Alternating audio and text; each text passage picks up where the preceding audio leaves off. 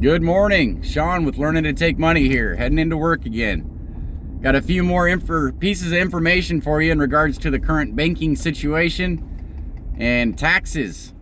So today we're going to be talking about a website called ssrn.com. They specialize in research and information from over 1 million different scientists, and over 1 million different research reports are available on that website. They've been doing it for a long time. Now, there's a lot of stuff on there that people don't like. There's a lot of stuff on there that people do like. But the fact of the matter is, they're simply collecting data. And what the newest study that they've posted as of this morning has found is that 187 banks, major banking systems, have come up to the same concerns and fates of Silicon Valley Bank. It looks as if these same banks, 187 of them, are going to suffer the same fate in the near future. And by the near future, it appears to be within the next 2 years. The reason that they're making these claims is that these banks in particular have actually asked the FDIC to further insure all accounts with deposits, even beyond $250,000, just like the Biden administration. And they want to insure these for the next 2 years. So it seems that they already see the writing on the wall.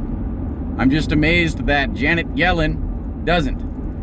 So everyone's playing the blame game currently and putting this all on Powell's shoulders.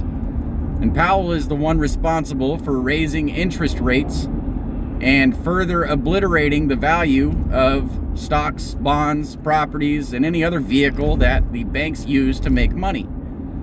So the banks at one point were in a good position, and due to the rising inflation being battled by raising interest rates, the value of those vehicles they held is no longer the same, and bam, they're in hot water.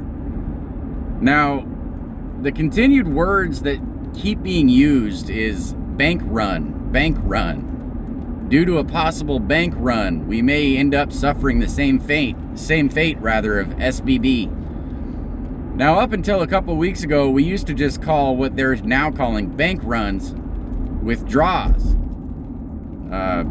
Used to be a point where you would just simply take your money out of a bank and nobody really cared because it was your money. Well, now they're painting it as this evil process where when people see weakness in the company that they invested in, that they take their money out, makes them bad people. And that is borne out through the terminology that they're using to explain these withdrawals. A bank run is a derogatory term. A bank run is a claim that people are showing up to the banks and pulling out so much money so fast that the banks are going to crash, and it's because of the bank run. But really, it's not the bank run that's causing this.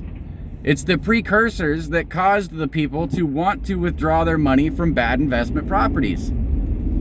So, simple math here, folks. Do a good job, you get to do more of them. Do a bad job, you get to do less of them. Again, if you watched my video last week, unless you're Jamie Dimon, then it doesn't matter what the hell you do, you're just going to win no matter what. When the government's on your side, you're going to be a winner. So, outside of that, that's what's going on in banks. 187 of them. You might want to look up the list. Again, that's ssrn.com. See who's on that list. See if your bank is on that list. And maybe, just maybe, you should do a bank run. But, moving on into taxes. We've been noticing a lot of conversation in regards to corporations need to pay their fair share. Well, I want you guys to realize that this is it's an old trope, so to speak. It's just a disproven talking point. The fact of the matter is that money comes from corporations in droves, and it's not reported the way that it needs to be reported, making it look like corporations don't pay any money at all. Something like private individuals' personal income taxes in billions, 2,500 and something a year.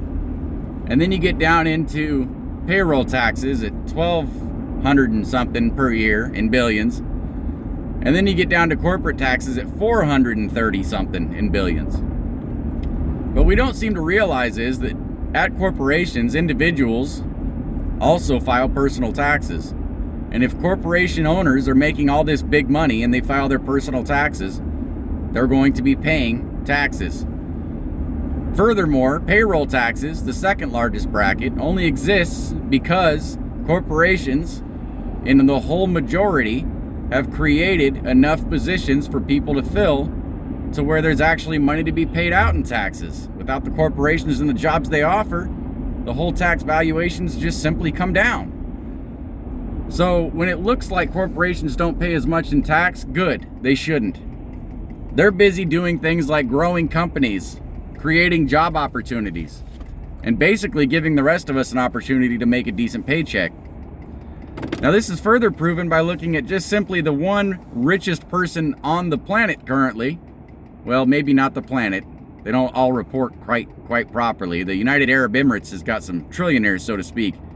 But as far as the United States is concerned, Elon Musk has more money than anyone and has paid 53% of his annual income of stock and bonds and options in taxes. He has historically paid more than anyone in all of history ever when it comes to taxes. So how can we keep coming down on these corporations when they're the ones holding us up? It's called kicking a gift horse in the mouth. Go look up the stats yourself, pull up some of these charts, you'll see exactly what I'm talking about. I gotta get to work. Have a nice day. We'll see you later.